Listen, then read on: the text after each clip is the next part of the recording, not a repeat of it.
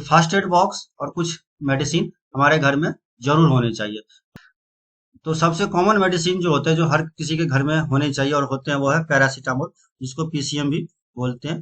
तो ये 500 mg और 650 mg में मिलते हैं मार्केट में। तो इसका जो कई सारे ब्रांड नेम है, जैसे क्रोसिन हो गया, डोलो हो गया, कालपोल हो गया, पैरासिप हो गया। तो ये अलग अलग कंपनी जो है अलग अलग ब्रांड नेम से बेचती है, लेकिन सभी के अंदर जो है ये पैरासीटामोल ही होता है। तो सब एक ही होता है, पर नाम अलग अलग होता है। तो इसका जो यूज होता है वो फीवर में किया जाता है, फीवर को कम करने के लिए किया जाता है। लेकिन इसका यूज जो है बॉडी पेन और हेडेक में भी, यार ये बदन दर्द सर दर्द कर रहा है तो उसमें भी जो है लिया जा सकता है। ये यानी 1 रुपये एक टैबलेट मिलता है। और इसका जो डोज की बात करें, हर 5 से 6 घंटे बाद आप दूसरा टैबलेट ले सकते हैं। यदि आपको एक टैबलेट लेने के बाद यदि आपको आराम नहीं मिला है, तो दूसरा टैबलेट जो है आपको 5 से 6 घंटे बाद, 4 से 4 घंटे बाद भी आप दूसरा टैबलेट ले सकते हैं। यानी कि पूरे दिन में 3 से 4 टैबलेट इसको मैक्सिमम दिया जाता है। और दूसरी जो सबसे कॉमन समस्या जो लोगों के घर में होता है वो है एसिडिटी और गैस। तो एसिडिटी और गैस के लिए जो है पेंटापाराजोल जो है 40 mg का, यो यूज डॉक्टर द्वारा लिखे जाते हैं, वो यूज किए जाते हैं। तो पेंटापाराजोल 40 mg जो है सुबह खाली पेट लेना होता है। यानी कि सुबह सुबह जो है खाली पेट जो है पेंटापाराजोल लेना होता है, जिसके कई सारे ब्रांड नेम है, जैसे कि पेंटॉप 40 हो गया, पेन 40 हो गया, पेन डी हो गया, पेंटोज हो गया, या पेंटोसिड या पेंटोकाइन। तो ये अलग अलग कंपनी जो है अलग अलग नाम से बेचती है, लेकिन सभी के अंदर जो है यही सॉल्ट होता है, पेंटापाराजोल होता है। एक और भी सॉल्ट होता है, जो होता है वो होता है रेवी पैराजोल। तो उसका भी काम वही होता है गैस वगैरह के लिए।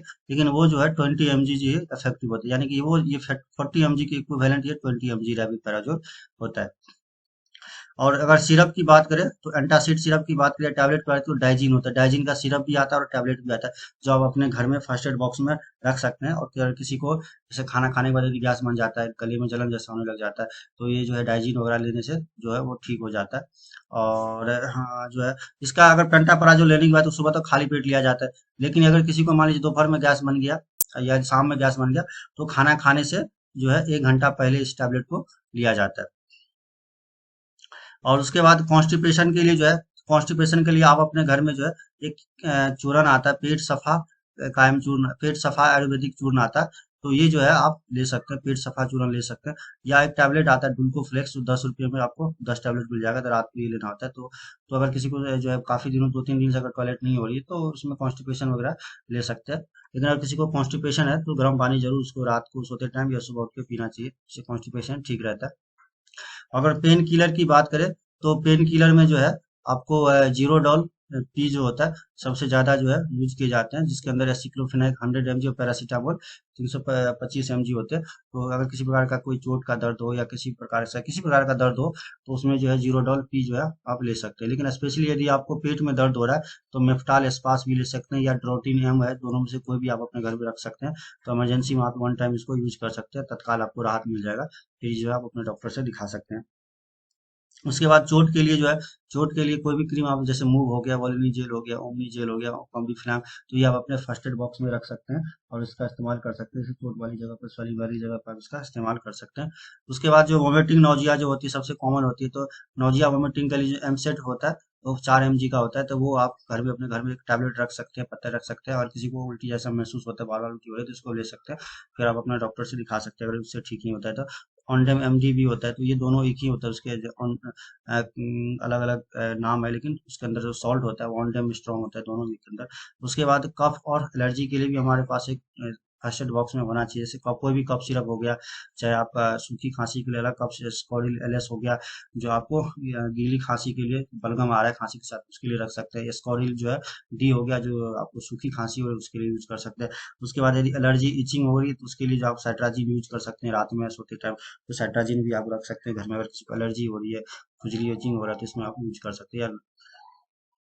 तो फर्स्ट एड बॉक्स में जो सबसे कॉमन जो होता है मेडिकल चीज, वो होता है हमारा थर्मामीटर, जो हमारे घर में थर्मामीटर होना चाहिए। उसके बाद जो है, अगर किसी को फैमिली में बीपी की समस्या है, तो उसके लिए जो है नहीं भी है तो आजकल बीपी जो है मशीन हर किसी घर में होना चाहिए, ब्लड प्रेशर वगैरह चेक करने के लिए बोली, जिसका 40+ है, तो उसको हमेशा बीपी चेक करते रहना चाहिए।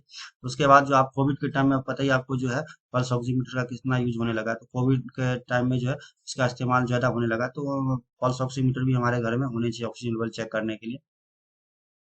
और यदि बीपी की समस्या है फैमिली में किसी को तो ग्लूकोमीटर यूज रखना चाहिए, जिससे शुगर आपको रेगुलरली चेक कर सके।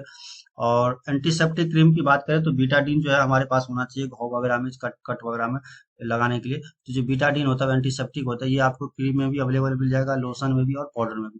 तो ये जो होता है वो बीटाडीन जो क्रीम होता है जिसको ऑइंटमेंट बोलते हैं, ये जो है लोशन है इससे मिल जाएगा, पाउडर में भी मिल जाएगा। डिपेंड्स करता है कि आपको क्या है। तो यदि पस वगैरह निकल रहा है तो इसमें जो है आप पानी जैसा निकल रहा है तो आप पाउडर भी यूज कर सकते हैं। और यदि नहीं तो आप बीटाडीन जो है ऑइंटमेंट मोस्टली यूज किया जाता है, तो ये बीटाडीन भी आप इसको रख सकते हैं अपने घर में फर्स्ट एड बॉक्स में। उसके बाद एंटीसेप्टिक लिक्विड में बात करें तो एंटीसेप्टिक लिक्विड में या तो आप डिटोल या तो सेवलॉन कोई भी एक आप रख सकते हैं। और इसका इस्तेमाल जो घाव वगैरह को धोने मतलब कहीं पर कट हो जाता है तो उसमें आप यूज कर सकते हैं एंटीसेप्टिक। उसके बाद जो इचिंग वगैरह अगर सबसे इचिंग वगैरह होती है किसी को, जैसे जेनिटल एरिया में हो गया, जो वहाँ पर कहीं कहीं विजिट बॉडी में कहीं पर इचिंग या रेडनेस या खुजली हो रही है, तो वहाँ पर जो फोड्रम आप घर में रख सकते हैं और इसका इस्तेमाल कर सकते हैं आप फोड्रम को खुजली वगैरह के लिए। तो ये फर्स्ट एड बॉक्स में आप यूज कर सकते हैं। उसके बाद जो है बर्नोल क्रीम भी आप अपने घर में रख सकते हैं। अगर किसी को मान लो किचन का काम करते टाइम किसी प्रकार का हाथ जल गया, किसी प्रकार का थोड़ा जल गया, तो उसमें आप बर्नोल क्रीम लगा सकते हैं। उसके बाद एसिडिटी और गैस के लिए जो आप इनो भी अपने फर्स्ट एड बॉक्स में रखिए। उसके बाद जो है अगर किसी को जो है ज़्यादा लूज मोशन हो रहा है, वोमिटिंग हो रही है, तो उसको जो है ये दिया जाता है क्योंकि उसका पानी बैलेंस, इलेक्ट्रोलाइट्स बैलेंस करने के लिए। तो ओरल जो है ये होना चाहिए, आपके पास इलेक्ट्रॉल होना चाहिए। तो ये दोनों जो इलेक्ट्रॉल अलग अलग फ्लेवर के हैं, कोई भी आप यूज कर सकते हैं। उसके बाद जो है कि एनर्जी के लिए अगर किसी को मतलब ये जो ग्लूकोन डी या ग्लूकोज डी दोनों में से कोई एक आप अपने घर में भी रख सकते हैं फर्स्ट एड बॉक्स में। उसके बाद जो है अगर हॉट एयर बैग होता है जो फर्स्ट एड में आप अपने घर में रख सकते हैं। जैसे कि हॉट एयर बैग होता है अगर कोई किसी को चोट लगा हो, काफी दिन पुराना हो गया, तो उसको मैं चोट वगैरह के लिए, दर्द वगैरह के लिए इस तरह से आप इस्तेमाल कर सकते हैं। तो हॉट एयर बैग में गर्म पानी डाल के फिर उसको सेकाई करते हैं। उसके बाद आइस पैड होता है, अगर किसी को इंस्टेंट चोट लगा है तो जैसे कि चोट लगता है किसी को और उसके अंदर जो है ब्लडिंग ब्लीडिंग नहीं हुई, तो उसमें डॉक्टर जो है आइस पैक लगाने की बोलते हैं। तो आइस पैड होना चाहिए इस तरह से। तो है ठंडे पानी से सेकाई करने के लिए बोलते हैं। तो आप इसको आइस पैड में इस तरह से होता है जिसके अंदर बर्फ डाल के और इसको पैक कर देते हैं और फिर इस तरह से सेकाई करते हैं। तो आइस पैड होना चाहिए सेकाई वगैरह करने के लिए चोट वगैरह की।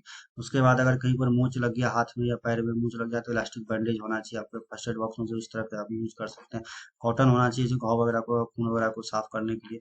उसके बाद बैंडेज होना चाहिए जो इस तरह से आप यूज कर सकते हैं कहीं पर कट में। उसके बाद गॉज पैड होता है, एक स्टेराइल गॉज पैड, जो आपको जो है ड्रेसिंग वगैरह के लिए, इस तरह से ड्रेसिंग वगैरह के लिए जो है आप इस्तेमाल कर सकते हैं स्टेराइल गॉज। मेडिकल सीजर होना चाहिए किसी प्रकार का, जैसे कट वगैरह करने के लिए। उसके बाद फोर्सेप होता है, अगर किसी को घाव है तो इस तरह का फोर्सेप आप रख सकते हैं ताकि आप इसको हाथ से ना छू करके आप इसमें जो है कॉटन को पकड़ के फिर इसको उसको ऐसे करके साफ करेंगे। तो इसके लिए होना चाहिए। और ग्लव्स तो हमेशा होना चाहिए जब ब्लड सैंपल कलेक्ट कलेक्ट करते टाइम या किसी भी प्रकार का आप जो है ब्लीडिंग वगैरह से टच कर घाव वगैरह सूर है, तो आप इसमें ग्लव्स पहन के यूज कीजिए। तो अगर आपको मेरा ये वीडियो पसंद आया तो प्लीज इसे लाइक सब्सक्राइब जरूर कीजिए। धन्यवाद दोस्तों।